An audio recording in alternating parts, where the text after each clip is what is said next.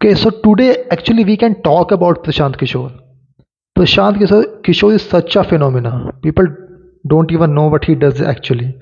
He's a consultant, political consultant. If you want to, if you want to make somebody understand who is not in the consultancy business, you can't make that person understand what Prashant Kishore does. What is the work of the Prashant Kishore? You go to your father and you tell him that actually he advised Modi how to win election, or he advised Nitish Kumar how to win the election, and he advised Mamta Banerjee how to win the election. And your father will say, okay, that fucker, how can he advise these people? They were winning elections before he came into the picture. They know how to win the election. That is why they are the politicians. So you can't make your father understand what Prashant Kishore does. But anyway, the people who follow politics, they know that Prashant Kishore is a political consultant. He was with Modi in 2013-14 time when Modi won, and people actually credited him that this chai pa charcha and all these things were the brainchild of Prashant Kishore. Then he went with Nitish Kumar in 2015. Then he went to several other parties with Mamta Banerjee in West Bengal, in Andhra Pradesh with Jagan Mohan Reddy. So there he with Congress as well in Punjab, with Congress as well in UP. He won several states. West Bengal he won, Bihar he won in 2015. With Jagan he won in Andhra Pradesh. One of the biggest loss that he saw was in UP in 2017 when Yogi Adityanath became the chief minister. UP, in that election, BJP won more than 300 seats, and that was his biggest setback when it comes to political consultancy.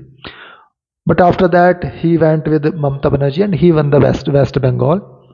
So he bought back his credibility in the political consultancy business. The thing with Prashant Kishore is that he thought if I can make somebody win the election, why not myself? Like, I should fight the election and then I can win that election. Then he tried that in Bihar. He could have tried that in Delhi actually, because, or maybe Goa, or maybe Manipur, or maybe Tripura. Uttarakhand would be fine, Himachal would be fine. Why I'm taking the names of these states? Because these are like small states. You don't have to manage the huge state in a one go. Goa can be managed, Delhi can be managed. These are small states. Manipur, Tripura, Sikkim maybe, Uttarakhand. These states have less than the population of 30 million people. 3 crore log, 3 crore people live in these states, less than 3 crore. When it comes to Himachal, it is less than 10 million people. Same with Goa, same with all the northeastern states. So he could have gone to those states because those are smaller states. But he went actually to Bihar, UP, Maharashtra, West Bengal, Tamil Nadu, Andhra Pradesh. Okay, these states are humongous, and these states are complicated. In several of these states, even BJP is not able to gain the foothold. Actually, they gain the foothold, but the domination that you see of BJP in several other states, even BJP is not able to dominate these states. Andhra Pradesh, BJP is not able to dominate that state. Same with Tamil Nadu. Bihar, they actually win in Bihar, but with the Nitish Kumar, they went alone one time in 2015, and they were decimated by the coalition of Nitish Kumar and Lalu Prasad Yadav. So, and West Bengal actually, yeah, West Bengal too. You cannot dominate West Bengal. These states are huge. You just cannot change the political power, the established political power, without some kind of a revolution, okay, you cannot do that. The population is huge, the area is huge.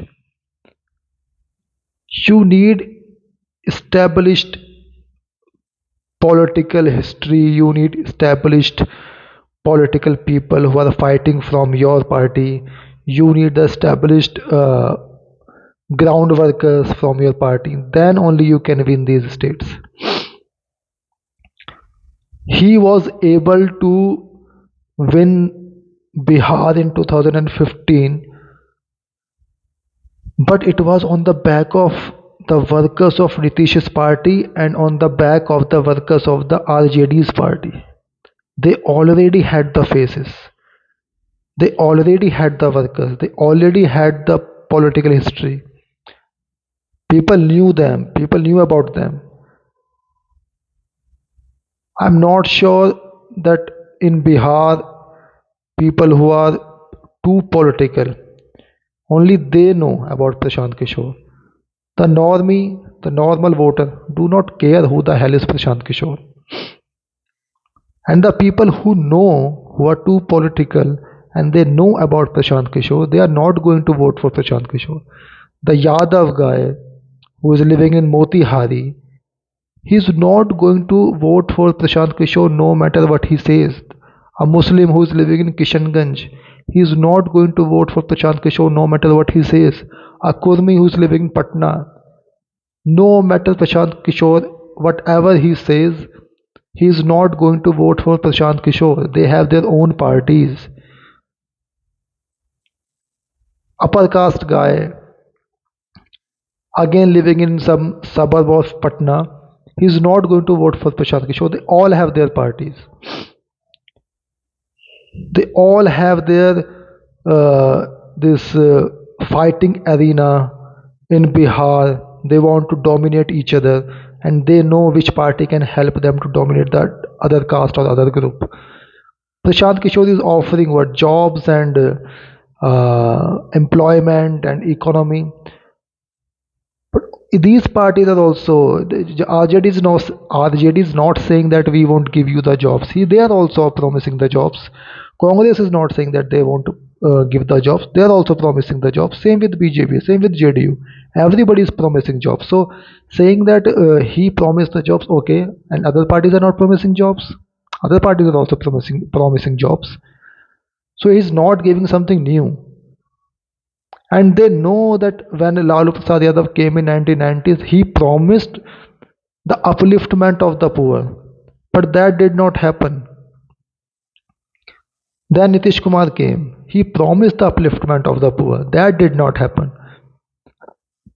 When Congress came into power in 1950s, after the Britishers went home, they promised that they will uplift the poor. That did not happen. So why should they believe one more new guy? Why should they believe? Why not just play their? They also want to play the politics. A Brahmin guy also want to beat a Yadav guy, not literally beating, but in the in the sense of that, okay, my party won and your party lost. So, and actually in Bihar, the Bihar is growing. Bihar is growing by digit growth. So I'm not sure Prashant Kishore can make it grow with triple digit growth. That is not going to happen. But Bihar is growing. Bihar is growing gradually and steadily. It is growing. So that is not a thing that Prashant Kishore was offering something else. But that happens with the consultant people. They think that if we can advise something, we can also implement that or we can execute that. Giving an advice and executing it is there are two different things. You cannot do it simultaneously. You cannot do it. And I think Prashant Kishore has learned his lesson. He has won 0 seats, 0 or maybe 2 seats, I don't know, but it is less than 10 seats. even if he fight the next election that is going to happen after 5 years, he won't cross the mark of 20 seats. Even he fights another election after 5 years, he won't be able to cross the mark of 30 seats.